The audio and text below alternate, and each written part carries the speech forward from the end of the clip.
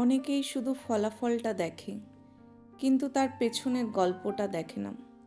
সবাই শুধু যা চোখে দেখে সেটাকেই সত্যি মনে করে, কিন্তু একজন মায়ের জীবনের পুরো গল্পটা খুব কম মানুষই দেখতে পায়।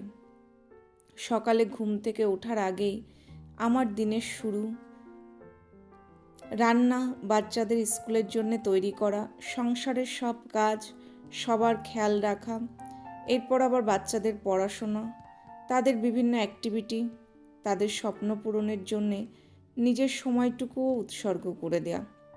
কিন্তু এসবের পরেও কিছু মানুষ এমন ধারণা করে যে আমি নাকি কিছুই করি না, সব কিছু নাকি এমনিই হয়ে যায়।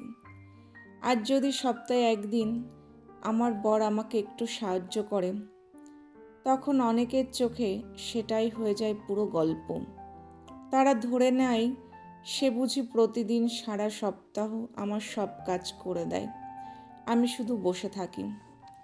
কিন্তু তারা জানে না সেই একদিনের সাহায্যের বাইরে বাকি 6 দিন সকাল থেকে রাত পর্যন্ত আমি কতটা দৌড়ে বেড়াই, কত কাজ করি, কত দায়িত্ব পালন করি, কতবার নিজের ক্লান্তিকে লুকিয়ে হাসি মুখে সংসার সামলাই।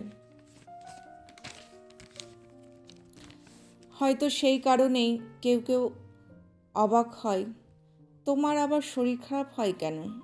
তোমার তো সব কাজ অন্য কেউ করে দেয়। কিন্তু একজন মাও তো মানুষ, তারও জ্বর আসে, মাথা ব্যথা হয়, শরীর ভেঙে পড়ে, কখনো কখনো মনও ক্লান্ত হয়ে যায়। সারাক্ষণ দায়িত্বর ভেতর দিয়ে চলতে চলতে মানসিক চাপও আসে। সাহায্য পাওয়া মানে এই নয় যে একজন মায়ের কোনো কষ্ট নেই। সপ্তাহে একদিন সাহায্যের মানে এই নয় যে বাকি 6 দিনের পরিশ্রম মুছে যায়।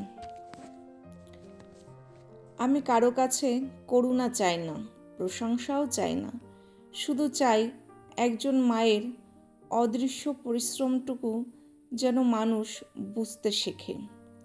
কারণ একটি সুন্দর সংসার, হাসিখুশি সন্তান আর পরিবারের শান্তির পেছনে অনেক অদেখা ত্যাগ, ক্লান্তি আর ভালোবাসা লুকিয়ে থাকে। একজন মায়ের কাজের কোনো ছুটি নেই, কোনো নির্দিষ্ট সময় নেই, তবুও তিনি হাসি মুখে সব সামলে নেন। আর সেই হাসির আড়ালে লুকিয়ে থাকে হাজারো না বলা গল্প।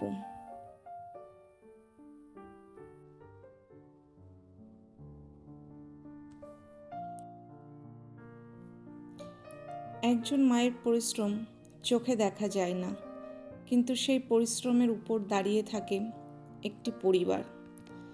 একজন মায়ের নীরব সংগ্রামটুকু একবার বোঝার চেষ্টা করুন, কারণ সুন্দর একটা সংসার কোনো দিনই বিনা পরিশ্রমে গড়ে ওঠে না।